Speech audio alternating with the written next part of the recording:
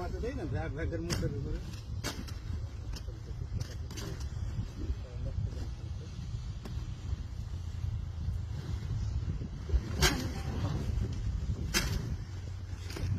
বস্তা আছে, পেপার আছে, লেবার আছে, সব আছে, বুঝছেন? তো কিভাবে আমরা তাহলে কবিটা কাটতে পারি? এখন ক্ষোভে পড়ে এখন এখানে যদি থাকে এই যে মুখে না দেবেন, এখানে কলা মেরেছি, ফেলে দিয়েছি।